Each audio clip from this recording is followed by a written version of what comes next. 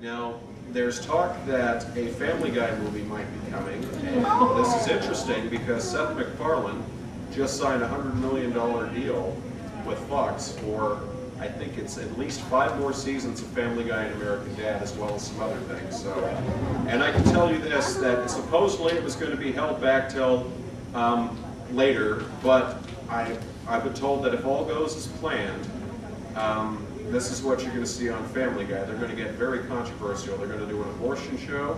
They're going to do a show where Peter gets, as part of a test case, and they're trying to find out if homosexuality is hereditary or genetic. They think they isolate the gay gene, they shoot him up with it, he takes a partner, and they have to kidnap him and basically send him back on the way to straight.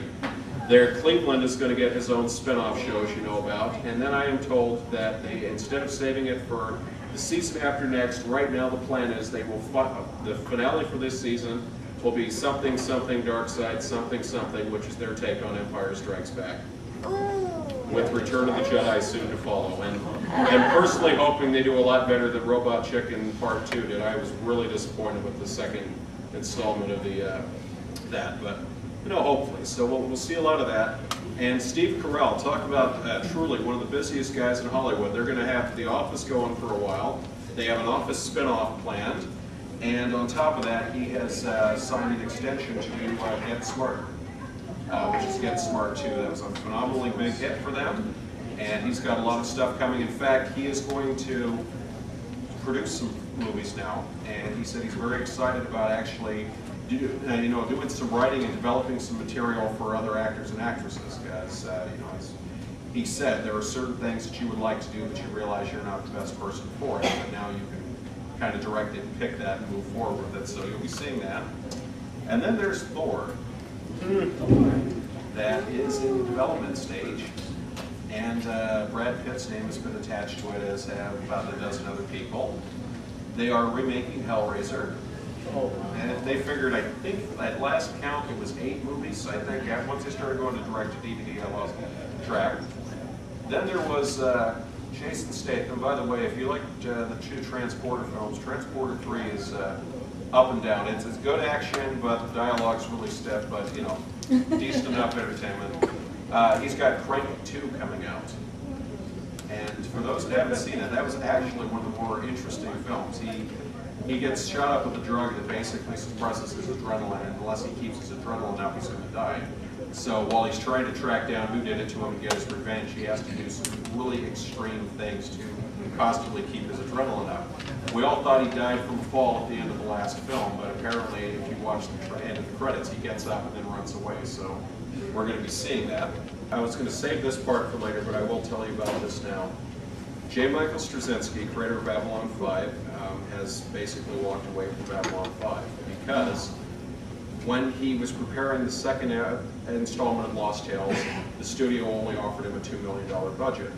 And he has said, basically every time they get to do a project, the studio has a very low expectation of it, and they shatter the expectation. As they pointed out, the Lost Tales Volume 1 sold significantly higher than even their wildest dreams and hopes. It was the number outside of the 300. It was the top-selling DVD on Amazon for well over a month. And they came to him and said, we're going to have the same budget to do a sequel. He walked away from it. They said, well, we're going to move it up to $5 million. He has got a hell of a lot of clout right now because I'm not sure if you're aware, but he wrote The Changeling, the Clint Eastwood film that has got a lot of Oscar buzz to it. It's absolutely fantastic. He has got so many offers right now. He basically told Warner Brothers, here's the deal.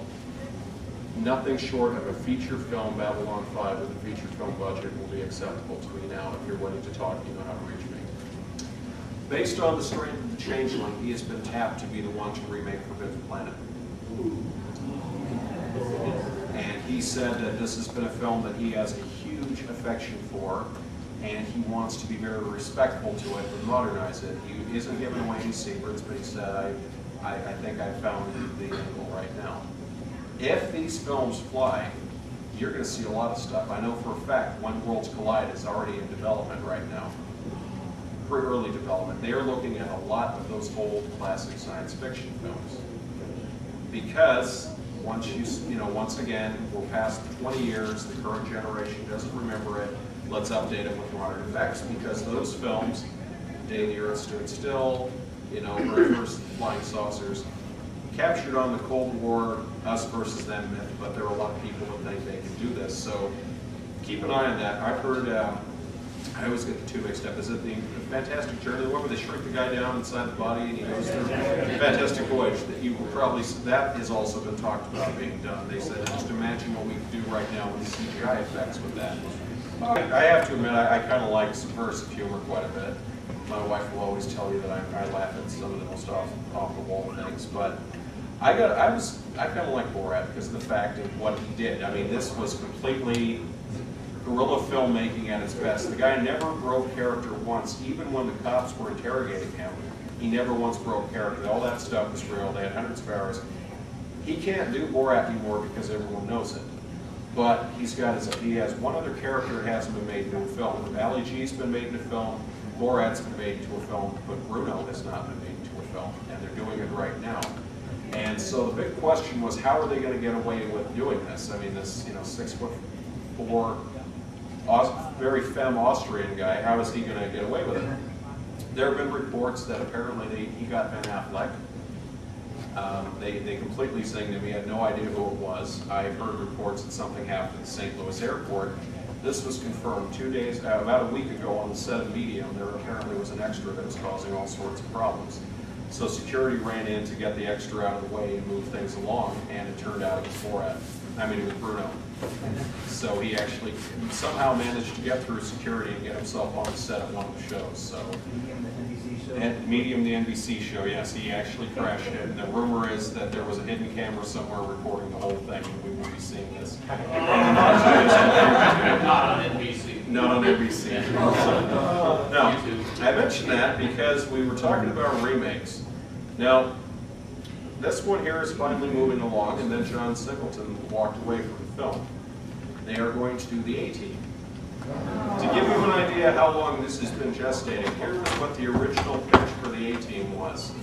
Mel Gibson as Hannibal, Tom Cruise as Face, Ben Williams as B.A. Baracus, and Jim Carrey as Murdoch. Needless to say, things have changed quite a bit over time, so it'll be interesting to see who we end up with. Mel Gibson was definitely one of, very prized for Hannibal, so we'll see what happens. However, that's still out there. They're doing a Prince of Persia, the popular video game series, and this one has been off and on for, slow in development. I'm told it's actually moving forward. You'll probably see it in 2010, Jurassic Park 4. So, once again, see what happens with the technology in that. The Elf Stones of Shannara is finally moving forward. They have at least, no director, no cast, nothing. They've at least put that on the list. And after saying, well, he's out, we're rebooting, then they've come back and said, well, the next Superman film is called Superman Man of Steel. And while Bryan Singer has left the nest, they have decided to keep Brandon Routh. However, I am told they are not going to follow any of the storylines set up in the last film. It's basically, that brought Superman back in a reintroduction. Now we're going to set up a whole new series with him. So we'll see how that works.